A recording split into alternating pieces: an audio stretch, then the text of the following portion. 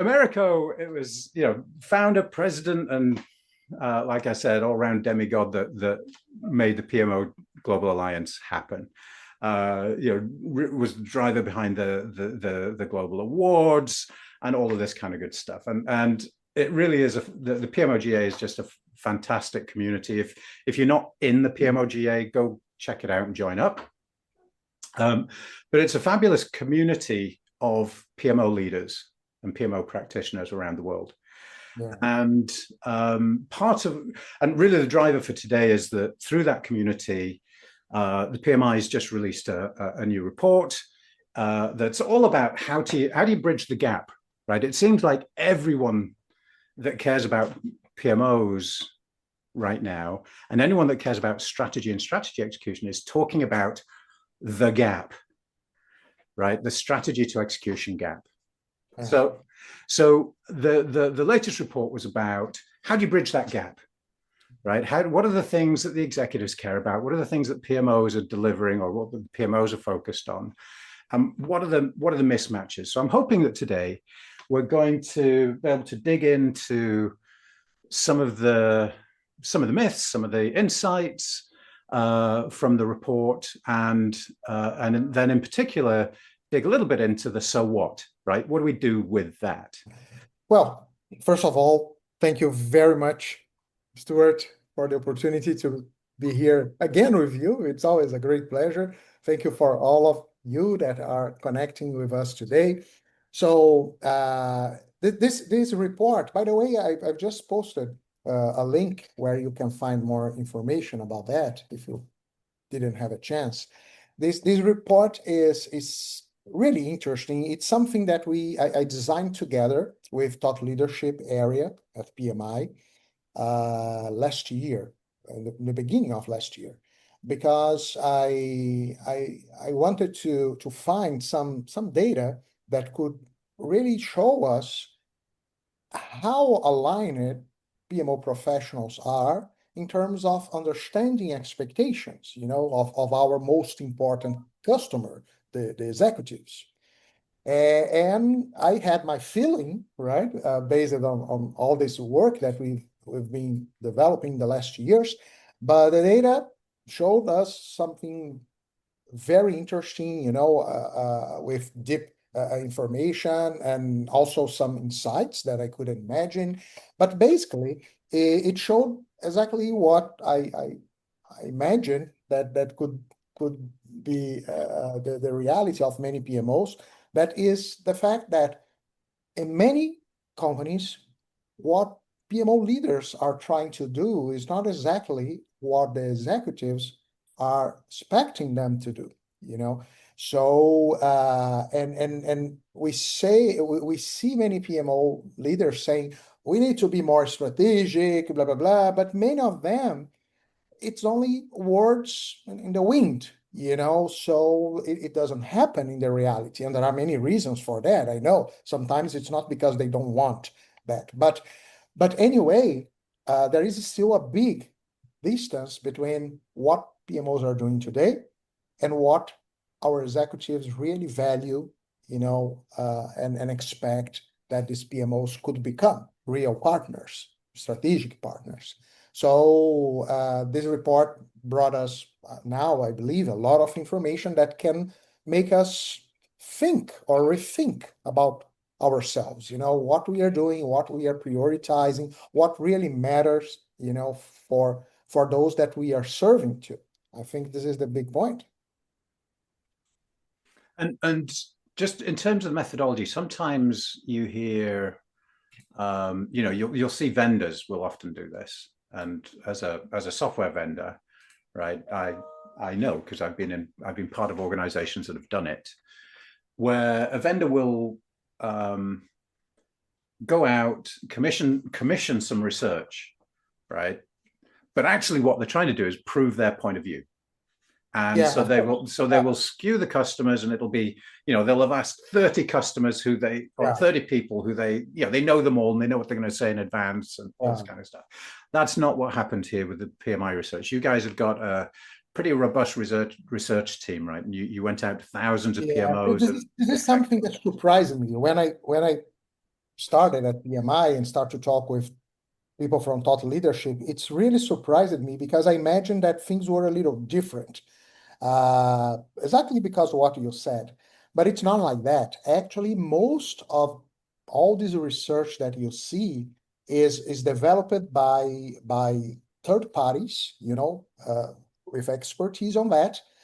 And most of them, people not even know that it's PMI that is surveying them, right? So it really surprised me, because, Wow. but it makes Okay, I didn't know sense that. because Okay. it creates kind of bias, So if, oh, I'm PMI, I'm asking you about this, it's very, very possible that you will answer, in a way that will make PMI happy, maybe, I don't know, right? Because you want to feel aligned with, with the voice of the future of PMI. So it makes sense.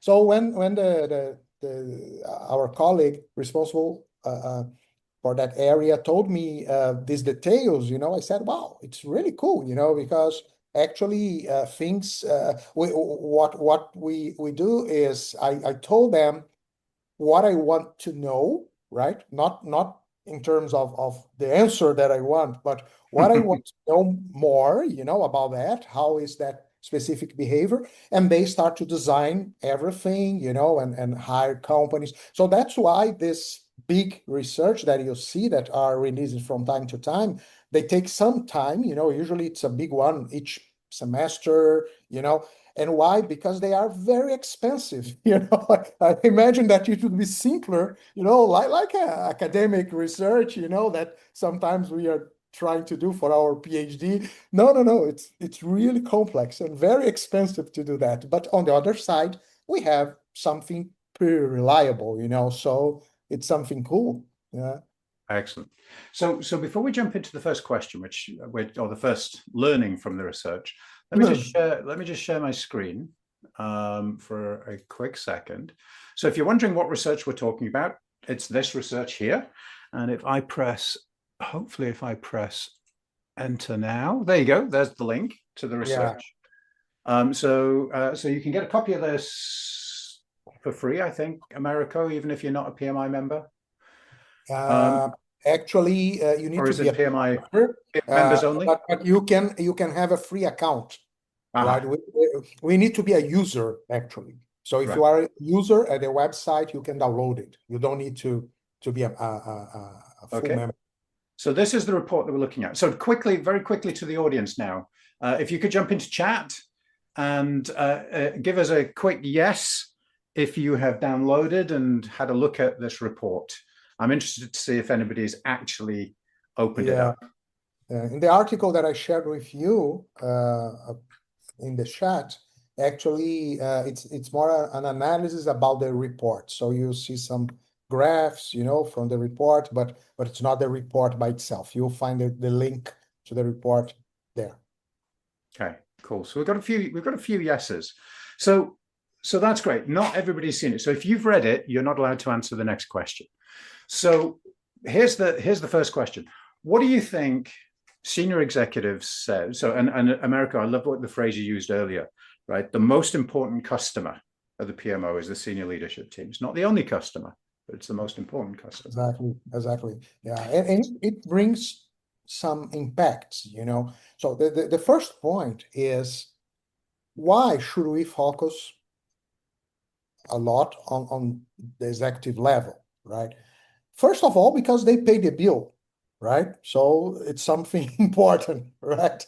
And also because in a certain way, what you can do for them can generate maybe the most impactful outcomes for the organization, right? So there is no problem. It's not wrong to generate operational value or tactical value. There are many PMOs that they are doing a fantastic job managing resources, supporting project planning. All of those things are very tactical and operational, and it's okay.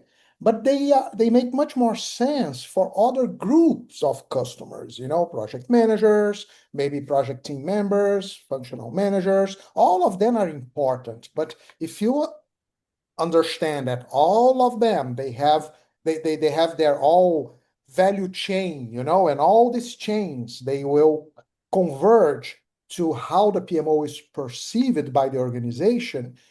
Each of them will have a different weight, I could say, and what is the PMO value for an organization? It's the balance of how all of them perceive the value of what you are doing, but weighted by the relevance of each one. So if the project members love you, but the executives hate you, you have a problem, right? Even if we have more team members than executives, that's the idea, right? And the way I think of it, Americo, is right. If you think of the PMO as a business, right? Exactly. Yeah. You have a customer. Yeah, key accounts, I could who's say. paying the bill, right? The customer is paying the bill. But you also have a supply chain, right? And the supply chain, so those are the people in this case who are delivering the project, supplying the IT resources, providing financial data, and so on, right? So they're all stakeholders. And but they're more, a lot of them they are customers in that they want things from you, but they're almost supply side customers, right? They're providing to you. But the one that's paying the bill, that's the executive, and that's why we care at the end of the day. Yeah. And the executives have it's their job to deliver the business results of the business. Okay. Exactly. And the PMO is there to support them. So into the chat very quickly. If you would, so if you've already read the report or seen Americo's post, you're disqualified, you're not allowed to answer. But if you haven't, what do you think is the most important thing, the thing that the executives, the most important customer of the PMO, what is the thing that is most important to them? Have a quick guess. ROI, straight in there. And we'll come to Ashok's question on ROI in a moment. We've got lots of ROI. We've got value outcomes. I like the way you guys are thinking. Yeah, love it. Love it. Value and transparency. They want business results, benefits. Okay. I really like this because these are all the outcomes of what we're doing. But I'm interested in what do you think, which service, if you like, what capability, that's the word you use, right, Americo, in the report. Yeah. What capability do you think executives would think of as That's a very interesting question, because one thing that we realized when we were working with hundreds of PMOs, developing the PMO practice guide, one thing that was really clear is that value is a very broad concept, so value as beauty is in the eye of the beholder. You will read that on the guide, right? And so for some people, value will be money, will be the ROI. For some people, maybe not.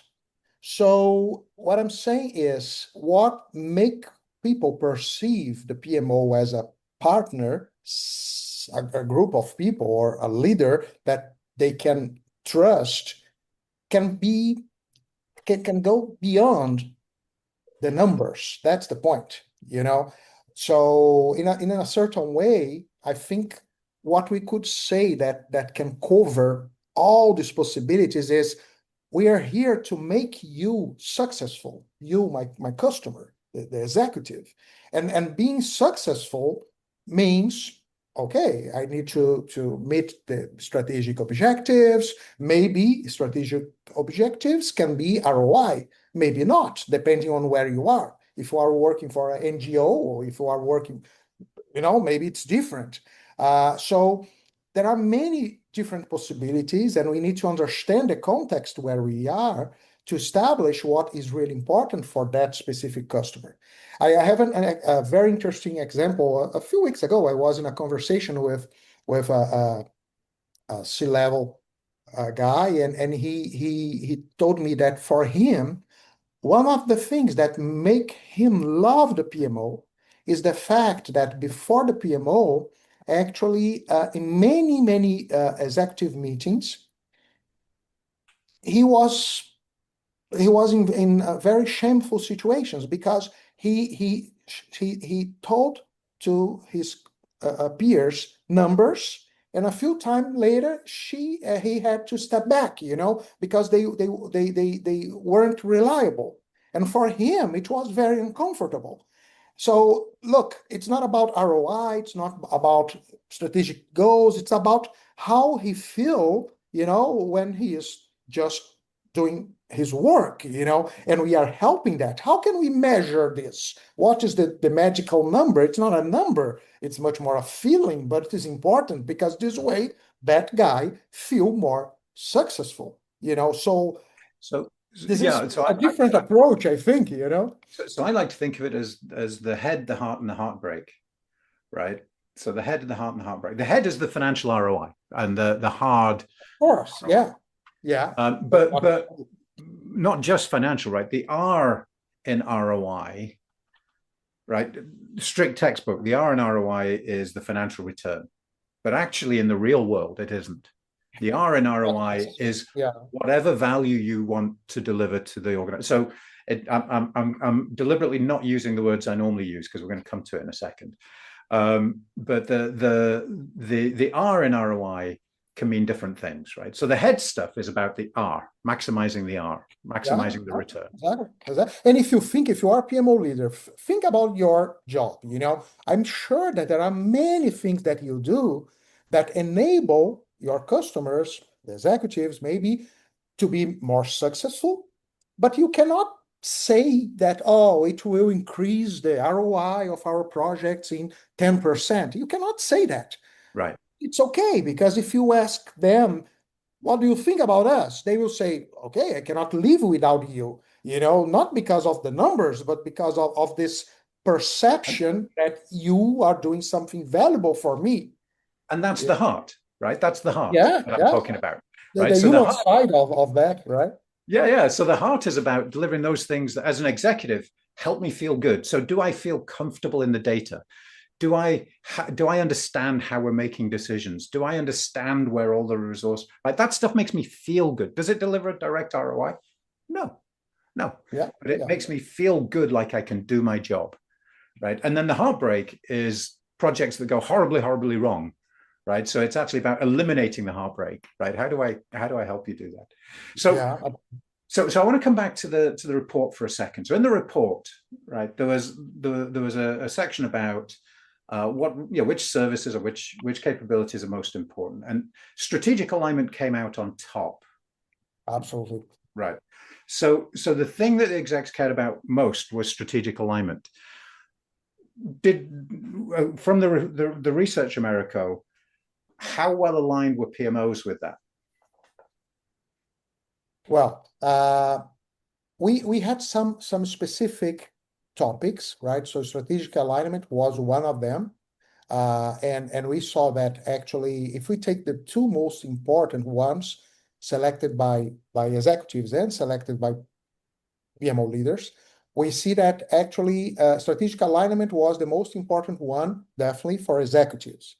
But project management stuff was the most important one, also with strategic alignment, but they were almost equal, for PMO leaders.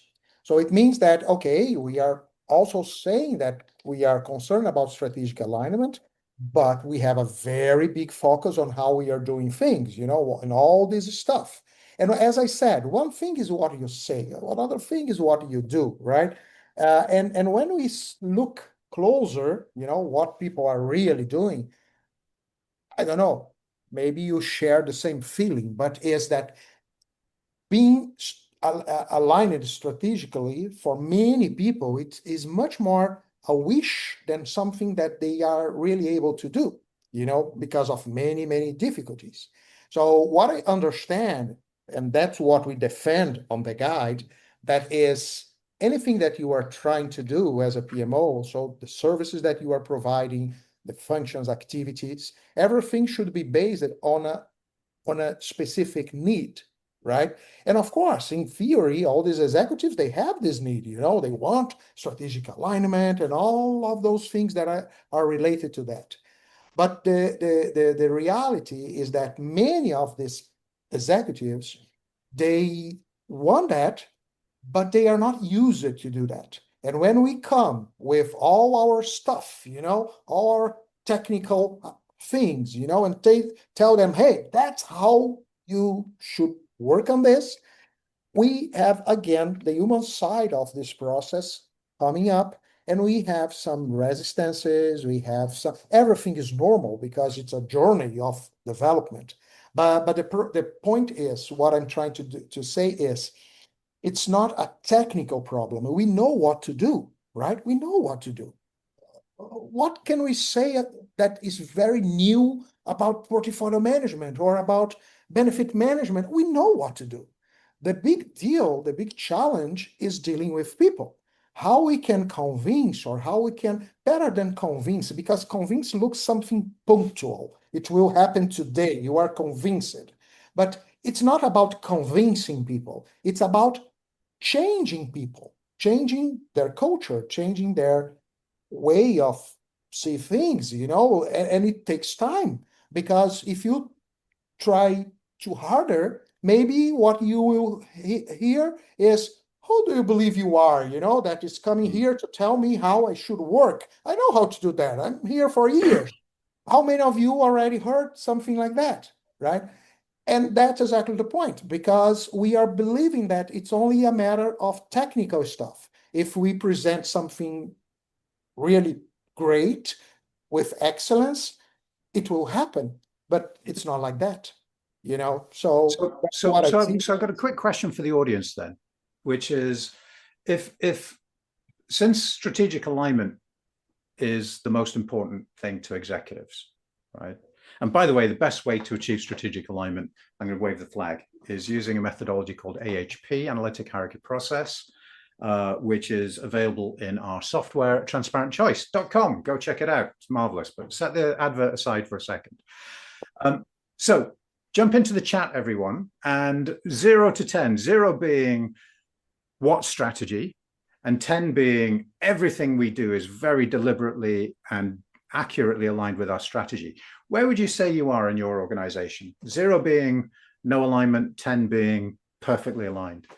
I'm really interested to see what kind of spread we get. And I'm expecting it to be all over the place, right? So we've got a few 5s, got a few 4s, we've got an 8. Wow, that's punchy. That's brave. Okay, great. Love that. 6, okay. Fantastic. What about if we say everything is perfectly aligned? Yeah. I would there is something about that, Stuart, that yeah.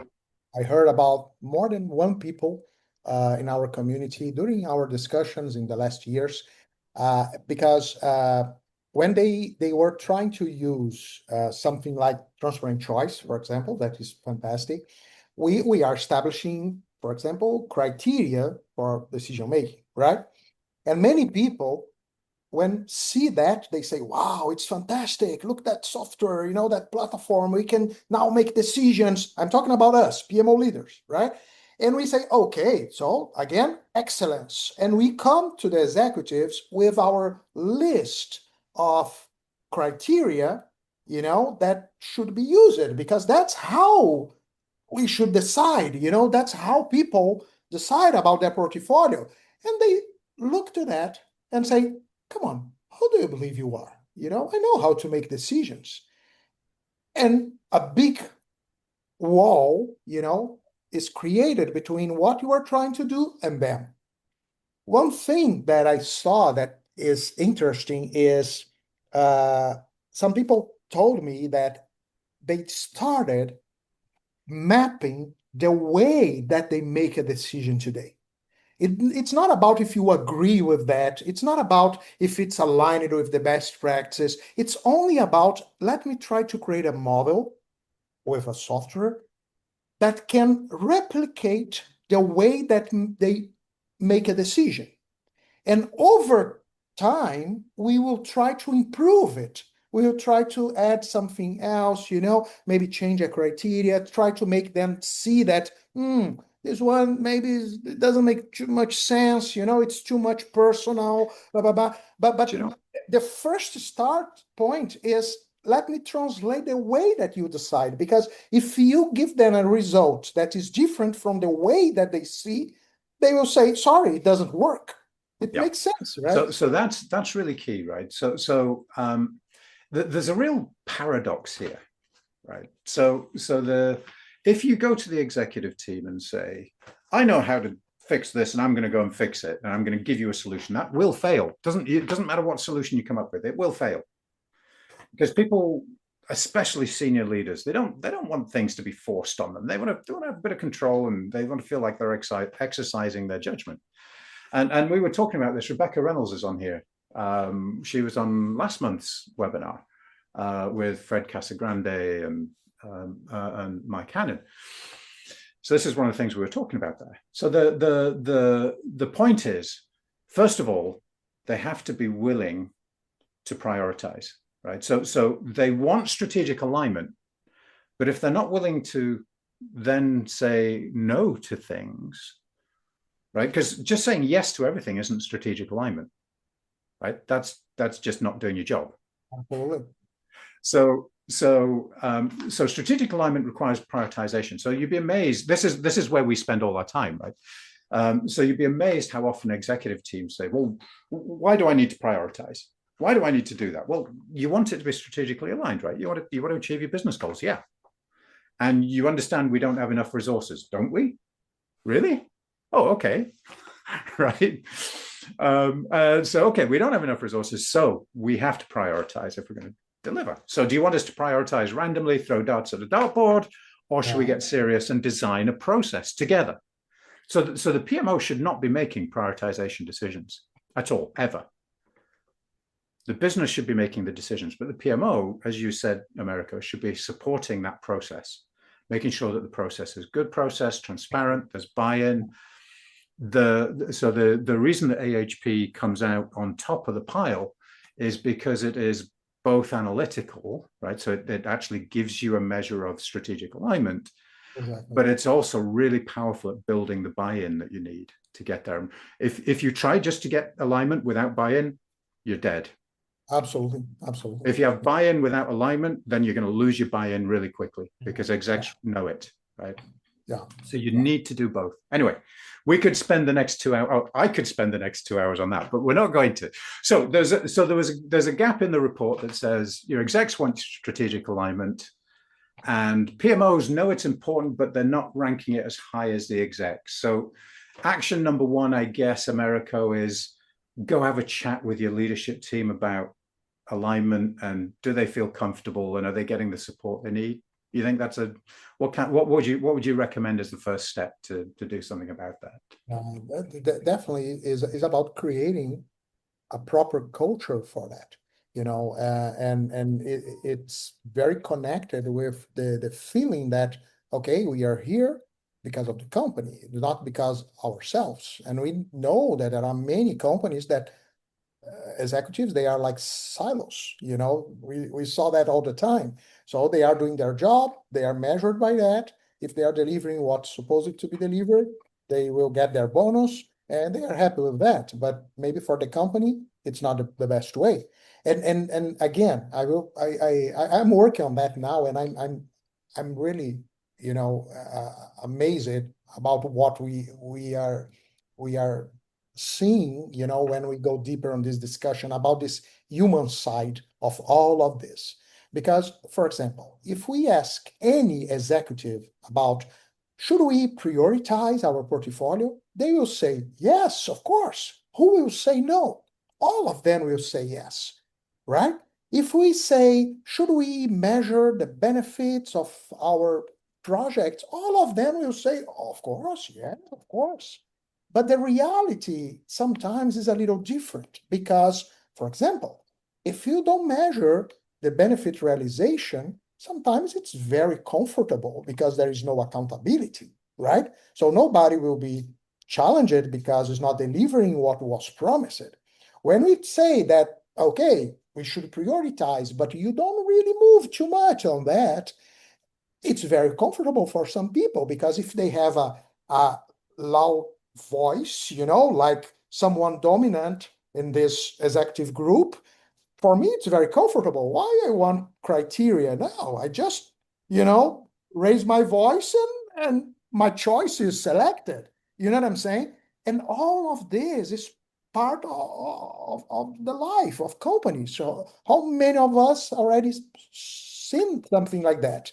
And sometimes, again, we just consider the technical side and just say, no, they know, they understand, but it doesn't happen. And why it doesn't happen? Because it's not about the process. It's not about the platform, the software.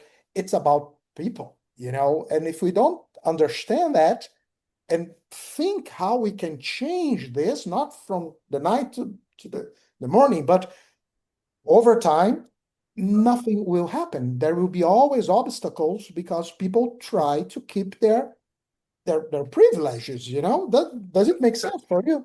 So I want to build on some of that, right? So again, I could spend the next 2 hours talking about prioritization. Susan, you and I need to talk because I disagree very strongly with your statement. I think if they are not connected, that's the root of all evil. But I know your background, so I would love to hear your point of view one-on-one because you've had some really interesting experiences over the years. So I want to come back to what you said a minute ago, Americo, because you wove in, right? You threw in there a little bit of benefits management, a bit of this, that, and the other. So next finding that I want to talk about in the report was around being value centric, right? That was one of the big themes. Yes. So tell me about that. What was the big finding? Well, definitely, we see people talking about value now all the time, right? And for PMOs, it's not different. So we see many ideas, coming up like VMOs and things like that.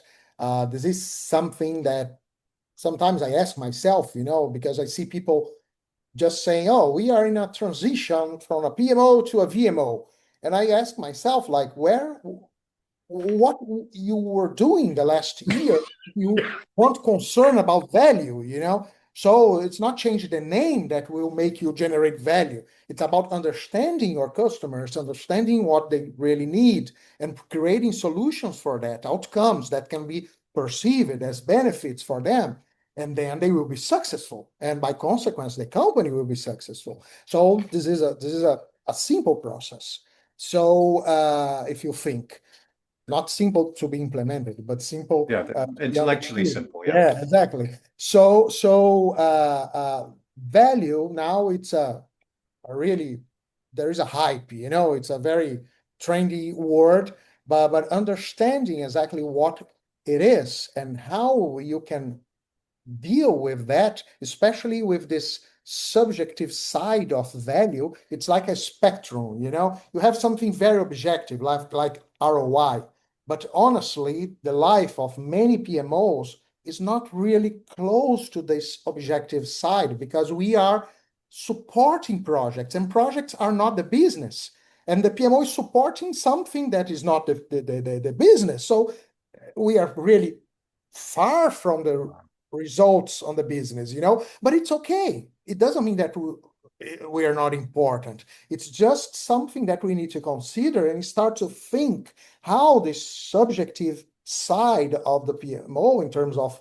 delivery, in terms of outcome generated, how we can work with them, how we can understand them as something needed, and how we can measure and work with them, because all of these two sides will compose what we need to make our PMO recognize it.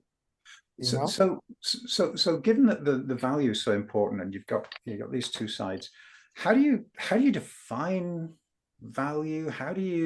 What does a value centric PMO look like? Perfect. So a value centric PMO is the one that not only delivering what is expected, but what you are delivering is perceived and recognized by those that are receiving that. That's basically the idea. So this is something interesting because for many years I've seen material about delivering value, and usually people stop when they say, okay, what I promised to you is that you would make better decisions. Now I'm providing you dashboards and you can make better decisions. And we suppose that our job is completed, but it's not, because it's just a kind of potential that you are creating that decisions can be made in a better way. But there is a jump between the outcome that you are generating and how it's perceived as a benefit. Actually, this perception happens in the mind of the people that you are serving to. Sometimes things are there, but because of many different reasons, a lack of competence, a lack of maturity, some specific personal interests, they are not really using those outcomes in the way that it was supposed they were supposed to be used, you know? And this way, people start to say, oh, what you are doing is not important for us. And that's the real deal, because by the end of the day, what will make your PMO thrive, it's not what you are doing and what you are delivering, but it's how those people that you are serving to understand as valuable what you are trying to do. You know, so these concepts are important.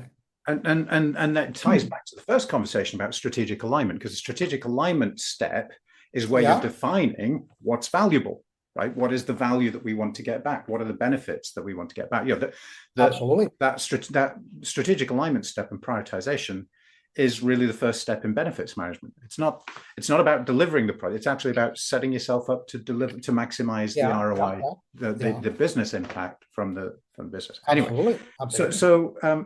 Just a very quick, interesting thing. I a little while ago, I stumbled across an interesting piece of research by a guy called Offer something or other. Forgotten his surname. Anyway, it'll come to me in a minute, I hope. So he's a research fellow at University of Australia, anyway, one of the big universities in Australia.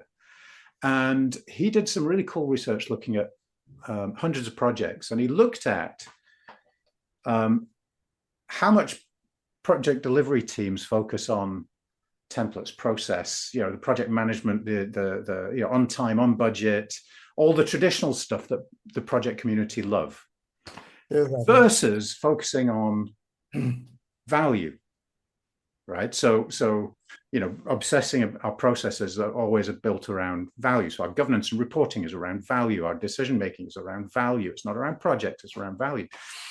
And what he showed is that you need a certain level of project process, but you don't need a lot.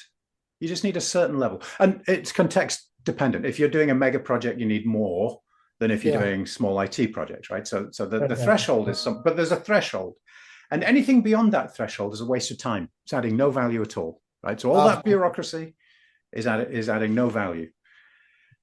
But there was a very strong correlation with focusing on value in the project delivery, right? So actually achieving value was very strongly correlated with focusing on value. Wow, research proves something that's really obvious, right? But it's really important to say this, right? As a community, we need to stop thinking that our job is to put templates and processes and tools in place. And to focus on that value. Exactly. And that's a good point, because many people understand that focusing on value is doing what you are doing in the best way possible. And they believe that excellence, technical excellence, automatically generate value. But it's not true. Especially because excellence, depending on what you are doing, you can waste a lot of money with that, right? So Peter Drucker said that nothing is more useless than doing in the best way possible something that is useless, right? So that's exactly the idea. So this is a matter not of strategic alignment, but a matter of customer alignment. You know what they really need as results, and their needs. It's not something that you agree or not. It's not only a fact. If you want to be perceived, if you want to make them recognize the value that you are generating, you should focus on their needs. And you can say, Americo, but sometimes they they they don't know that they don't know, they don't know that they don't know. So they are not really concerned about some important things. Yes, of course, you need to seed for the future, but you cannot forget that you need to generate perception of the value in the short term. Otherwise, you will not survive enough time to see the results that what you are trying to do, right? So it's like if you are sick, it's not only about the antibiotics that will generate that will heal you in 10 days. It's about some painkillers that will make you feel better now because that's what you are feeling that is important. I'm bad, I'm in a bad situation. I'm sick. I want to feel better.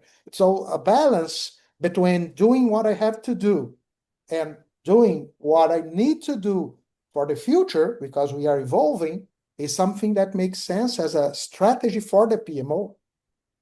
Now, before I go on to the next question, right? So this is a really good place to say, so Americo and I are going to be in San Diego in a couple of weeks, 2-3 weeks, something like that, 24th, 25th of March. Yeah, 24th and 25th. And exactly. Rebecca's going to be there. Rebecca's on here as Yeah, well. Rebecca also. So we're going to be at the PMO Unconference, which is a really interesting event. Do you want to just tell us a little bit about the Unconference and what makes it different? Because a lot of the topics we're talking about today are things that are on the agenda at the Unconf.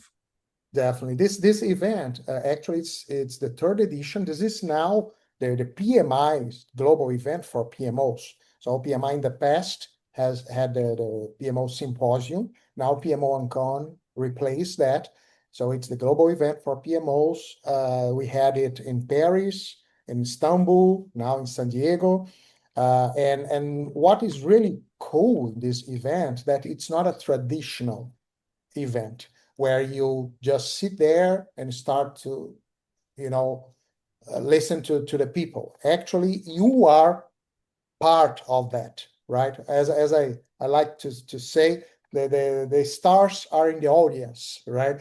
Because they instead of traditional speakers and traditional sessions where you are there only to listen what they are saying. All the people involved, and you are one of them, Stuart, Rebecca, also, you are facilitators. So you could be speakers, but you are there as peers, leading a conversation. And everyone in the room participate on that. So the sessions, instead of 40 minutes, it takes 3 hours, and we can go deep. People can bring their experience, people can bring their challenges, their difficulties, and we can work together. We can learn together. Sometimes we have insights, we can leave with a solution. If not, we can hug each other and cry together, right? It's part of the moment, right? But it's a very strong way of learning, in a collaborative way. That's how I started PMOGA years ago, and it's something that I truly believe. So this conference is very, very important for me, and we will have a fantastic conference now in San Diego. If you have a chance to come, I'm sure that nobody will regret that because it's very, very special. And the first year, so I've been lucky because I've facilitated at every one of them so far. And the first year, nobody really knew what to expect, right? It was all a bit crazy. And so we got into the room and the session was on, delivering to the customer the services. What services do the customers care about? And what we realized very early in the workshop was that actually there were 3 or 4 groups who had different ideas that they wanted to explore. And so the power of the Unconf is that we then just split the room into 3 groups, right? And we had 3 facilitators in the room. And we went off in these 3 different directions. And at the end, we all came back and said, what did we learn? So it's that ability to really engage with not just the thought leaders, right? Because at the conference, we're not thought leaders, we're facilitators. And the real insight comes from the shared stories from your peers, right? That's where the big insight comes from. Yeah, that's how we create new things, And this year, there will be something really cool because I will record the audio of all the tracks. We have 7 in parallel. and we will use AI to generate reports based on 12 hours of discussion in each track. And these reports will be made available for the community a few days after the event. So that's it. We are contributing to the development of our PMO landscape. Fantastic. So if you're available, 24th, 25th of March, come to San Diego. It'll be great. I have learned that I've heard that there's a really good zoo in San Diego. Yes, the biggest one. Yeah. Well, and so I was speaking with one of the facilitators. I won't tell you who it is, but one of the facilitators. I said, "Oh, let's go to the zoo on the Monday, right?" And he's like, "No, I'm not going to the zoo because I'm allergic to elephants." Really? Oh my gosh. So after the session, I'll tell you who that was, Americo. But imagine that. How do you discover that you're allergic to elephants? That's a good question. I know that I'm allergic to cats, but I have 6 cats, so I understand why I'm allergic to them. But Excellent. All right, let's get back on track. Come on, behave. All right. So the next topic that came up as being really important was kind of resource and capacity planning. So what were some of the issues around resources and capacity planning that you surfaced up? And do you know what? This is one that frustrates me. Why is this still an issue? Yeah, that's a very good point. Actually, this report, oh, I'm sorry. This is because of my cats, Actually, Shouldn't be. I'm spending 2 weeks at home, and that's what happened. When I'm traveling all the time, I'm okay. But 2 weeks at home, it's too much. So the point is, resource management is something that I believe it deserves a specific research on that, because today, come on, we have more and more alternatives. We have fantastic software, AI is coming to help us with that, but it's still a problem, still an issue. Companies are struggling with that. And again, it's not only the process, there is something else, and maybe this silos structure, can influence that because nobody wants to maybe share key resources. It looks like we have some I could say some points that look to be the roots of these problems, the root cause. But anyway, we need to go deeper on that, and understand, look into the forest, understand exactly how it works, and have something reliable, So I'll tell you, you said you used a phrase a second ago, which I'm not sure I agree with. I don't think this is a resource management problem at all. I think it's a resource capacity management problem, which is different. Yes, exactly. Yeah. Yeah, that's different. Those two things are quite different. Resource management is what task is Johnny doing next week, right? Yeah, it's true. Yeah. Capacity management is, do we have the capacity overall to deliver this portfolio of work? Yeah. And when we are selecting our projects, we are considering that. And that's the big point, because actually managing that is much more during the execution of the portfolio. But when we are designing the portfolio, it's about capacity, as you said. And it's very, very common that projects are selected, sometimes based on criteria, but not based on constraints, And this is like you are wasting our time, So definitely, it's a we were talking just a month or two ago. I was talking to the strategic. I have to be very careful what I say. So it was one of the top 5 global banks, and it was the C-suite level of planning, right? So these guys are allocating billions of dollars of resource across a global bank. And it was really fascinating because my question to the person running the process was, so at what point do you overlay resources on this? The answer was, we don't.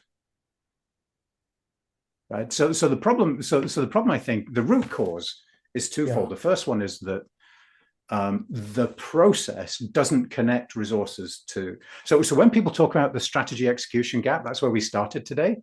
This is the gap. This is the gap. Very right? true. So Very true. it's aligning the resources to your strategic goals, right? To the projects and initiatives that support your strategic goals. That's the gap. Yeah, And these things should be much more connected than what we have today, no doubt. Yeah. So what kind of things did you hear in the research then, Americo? What was kind of coming out of that in terms of how people are tackling it, addressing it? What advice can you give to people who are wrestling with this issue now, apart from to buy our software, of course, because it does that for you? But what more generic, because not everybody's going to go and buy our software tomorrow. So what can PMO leaders be doing to help bridge that gap today? Yeah, I see that today resource capacity is treated as something more tactical, and actually it should be something at the strategic level. So understanding your capacity, what is possible, and how you can explore and expand this capacity, because there are many different possibilities. You can outsource, you can, but you should be prepared for that. So if you already structure, and the PMO can help with that, by the way, for many years before PMOJ, that's what it was part not of my job, but part of something that my company did in the past, consulting, but also outsourcing. And I remember that we had one big insurance company in Latin America that all the time that they need new project managers for some specific projects, they just call us and said, hey, I need 10 people, I need 20 people, 50 people. And we just provide them to that. So they couldn't just increase their official headcount, but this way they had the flexibility that they needed. The point is, it's not something that you should discuss after defining your portfolio. You should discuss before that at the strategic level. And then when you go to the tactical level, it's just a matter of putting in action, these alternatives that you already planned them. I'm not trying to make a miracle. It's just a matter of putting in action things that we already planned, how we will use our alternatives to make that happen. But it should be discussed at a strategic level, understanding our constraints, no doubt about that. Fantastic. So, and I know that Rebecca is going to be sitting there vibrating with frustration at this point, because Rebecca does a lot of work in the C-suite, mostly in government, government and nonprofits, but mostly in government. And the constant frustration is, how do you help the leadership team? Oh, there you go. She's got a comment in there as well. How do we get the leadership team to take this seriously? How do we get them to think strategically about resources? Because it's not a question of which project's the best. It's the real question is, what combination of projects delivers the most value given our resource constraints? Yeah. And that's not always as simple as doing the projects that deliver the most value. Exactly. Yeah. Because one of the high value ones could be a complete resource hog and kill everything else, right? So so it's a really, really key thing. Now we're out of time, but so what I'm going to do really quickly is I'm going to just say to people, thank you for coming. If you can stay, please do so, because I've got one more question for Americo before we go, one more topic to cover that I'd like to cover. But if you can't stay, and you are struggling with some of the you recognize some of the issues that we've talked about today, but you're struggling to get your leadership engaged in the conversation, if I can suggest, go ahead and head to our website here, transparentchoice.com, and go get a portfolio fix briefing, right? So this is a little workshop that we put together, a little free workshop that we do, which helps pull together, it's a little bit of a diagnostic, right? Where are you today? And helps you pull together a bit of a case for change, so that you can, one way to get your executives engaged in this whole process is to help them understand what's in it for them. Because at the end of the day, they're not going to do it because you want to do it. They're going to do it because there's something in it for them. So this little workshop on our front page here, you can go and just click on there, it'll take you through to the calendar, and we can dive in and help build that case for change. Yeah. So And definitely, Stuart, this is something that I truly recommend, because sometimes people miss this point, because of course you have many clients, and each one is a different scenario, a different situation. So instead of looking for benchmarking, with each one, actually when we talk with someone like you have a very interesting perspective of what many companies are doing, because they are your clients, or at least potential ones.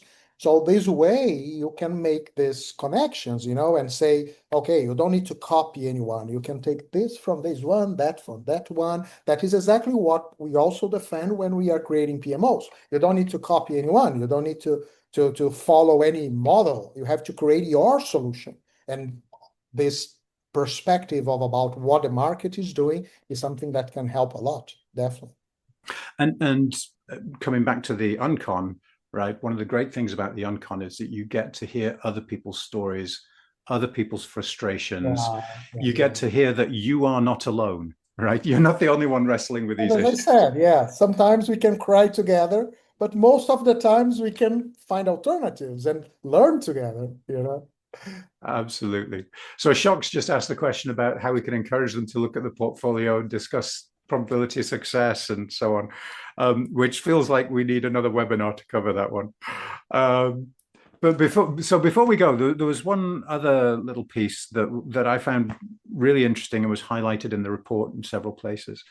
We touched on it earlier, was this idea of customers, right? So we said that the most important customers, the leadership team, the executive team, whatever it is, however you structure yourselves, but they're not the only customers. And there was a number about, the best PMOs have 4 groups of customers or more, right? So talk a little bit about that. What does that actually mean? How can I identify those customers? How can I serve them? Absolutely. First of all, there is something that it comes first, that is understand your mission as a PMO. Because saying that the executive team will be an important customer for every PMO is not true. There will be PMOs that they will serve a specific business unity, a specific department, an IT PMO. It's not about the executive team. I'm sorry. It's about your CIO, right? So of course you will behave in a different way. The chances that you will be very strategic will be, different, because now you are just looking to that specific area, and it's okay, right? There will be many companies that they have combinations. They have, in some project-oriented areas, they have their all PMOs, and maybe we have one that is an enterprise one for those projects that they are they